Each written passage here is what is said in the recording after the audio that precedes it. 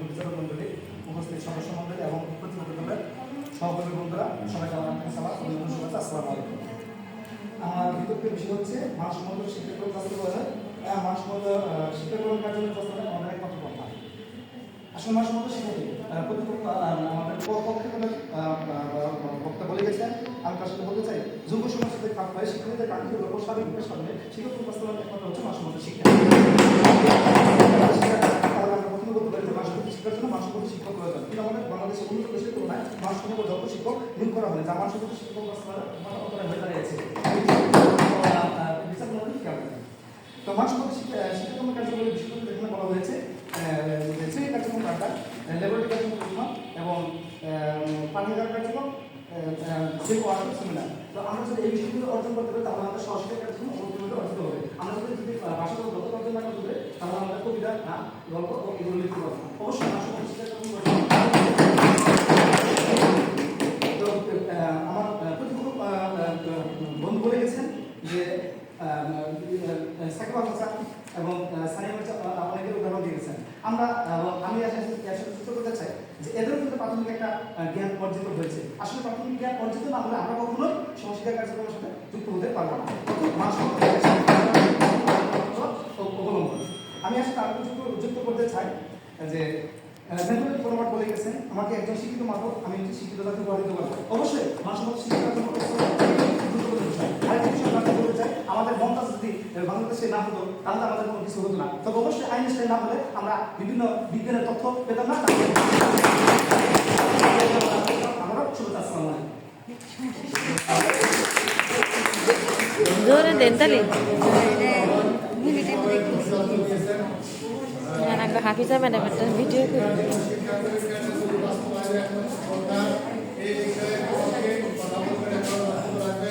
আমাদের বিপক্ষের বন্ধু হাফিজা আক্তার নিয়ে এসেছেন গোয়াপুর থেকে।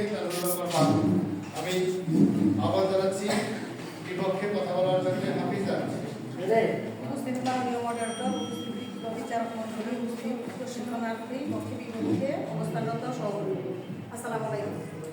আজকে বিতর্ক বিষয় নির্ধারিত হয়েছে মানসম্মত শিক্ষার জন্য শিক্ষাক্রমিক কার্যাবলী বাস্তবায়নই একমাত্র পন্থা। বিতর্কের বিপক্ষে আমার অবস্থান। শিক্ষাক্রমিক কার্যাবলীগুলো হচ্ছে 4 ধরনের: শারীরিক, সাংস্কৃতিক, সাহিত্য বিষয়ক, সামাজিক কার্যাবলী। আমার পরে প্রথম বক্তা ও দ্বিতীয় বক্তা এর শারীরিক বিষয়, সামাজিক আর সাংস্কৃতিক বিষয় সম্পর্কে ভালোভাবে বলে গেছেন। আমি সাহিত্য সম্পর্কে কিছু বক্তব্য নিয়ে এসেছি। প্রথমে বলি সাহিত্যে কী কী বিষয় আছে: আবৃত্তি, বিতর্ক, গল্প রচনা, গল্প বলা, কবিতা লেখা, প্রবন্ধ রচনা, কুইজ প্রতিযোগিতা, গল্প লেখা প্রতিযোগিতা, দেয়াল পত্রিকা, ভাষা ক্লাব ইত্যাদি।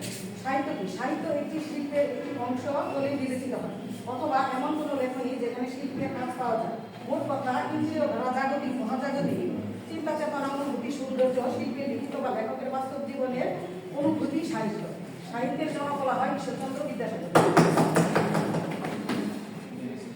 বাংলা গদ্য জনক প্রথম ও সার্থক রূপকার তিনি। আর রবীন্দ্রনাথ ঠাকুর, জাতীয় কবি কাজী নজরুল ইসলাম, এরা বিভিন্ন কবিতা তারপরে রচনা মধ্যে সমৃদ্ধ হয়েছে। আচ্ছা, ডক্টর লুৎফর রহমান সাহেব, তিনি একজন সাহিত্যিক। তিনি ছিলেন হোমিওপ্যাথিক ডাক্তার। হোমিওপ্যাথিক ডাক্তার, কিন্তু তিনি এই সহশিক্ষাক্রমিক কার্যগুলির জন্যই তিনি আমাদের কাছে এখন। আচ্ছা, সহশিক্ষাক্রমিক কার্যগুলির গুরুত্ব হচ্ছে সার্বিক বিকাশে সহায়তা করে, আত্মবিশ্বাস দৃঢ় করে, সামাজিক জীবনে সহায়তা করে, মানবীয় সম্পর্ক স্থাপন করে। আজকে যেমন আমি বিপক্ষে অবস্থান করছি, আমার যদি সহশিক্ষাক্রমিক কার্যগুলি না থাকতো আমি এখানে বিপক্ষে অবস্থান করে পারতাম না। কারণ আমি বলে এটা সম্ভব হয়েছে। ধন্যবাদ। ধন্যবাদ আমাদের বন্ধু হাফিজা আক্তার, অনেক সুন্দর চমৎকার বক্তব্য দিয়েছেন। এখন আমি আহ্বান জানাবো মানসম্মত শিক্ষার জন্য শিক্ষাক্রমিক কার্যাবলী বাস্তবায়নের একমাত্র পন্থা এর পক্ষে আলোচনা করবেন রবিউল ইসলাম, আমাদের বন্ধু নারায়ণপুর থেকে। ধন্যবাদ। আসসালামু আলাইকুম।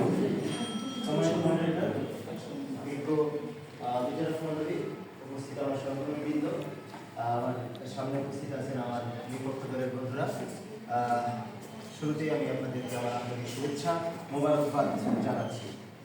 আমার বিষয় হলো মানসম্মত শিক্ষার জন্য শিক্ষাক্রমিক কার্যাবলী বাস্তবায়নের একমাত্র পন্থা। আমি এটার পক্ষে উপস্থাপন করছি। আসলে সমশিক্ষাক্রমিক বিষয়টা আমি আগে বলি। সমশিক্ষাক্রমিক বিষয়গুলো আপনি অবশ্যই এই শিক্ষাক্রমিক বিষয়গুলো থেকে বেছে বেছে নিয়ে আপনারা সেটা বাইরে করে থাকেন।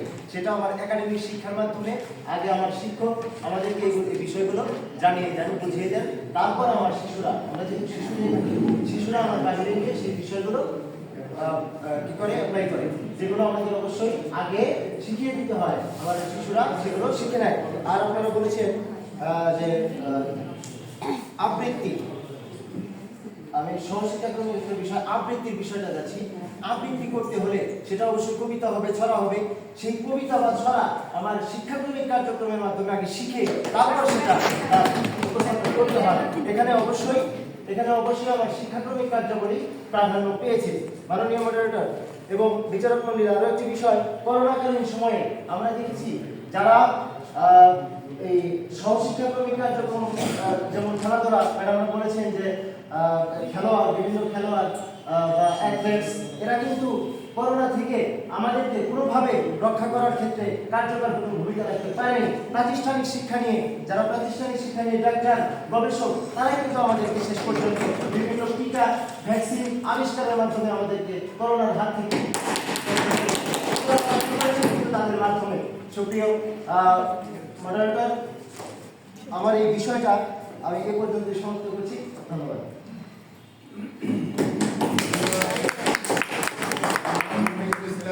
অনেক সুন্দর যুক্তি দিয়েছেন আমাদের সবার সামনে। করোনা চলে গেল, সারা বিশ্ব যার কাছে অসহায় ছিল হাত ধরতে, আল্লাহ তাআলা আমাদেরকে রক্ষা করেছেন। সেই করোনার বিশাল একটা অবস্থান পেরিয়ে আমরা প্রায় বছর।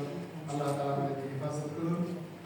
মানসম্মত শিক্ষার জন্য শিক্ষাক্রমিক কার্যাবলী বাস্তবায়নের একমাত্র পন্থা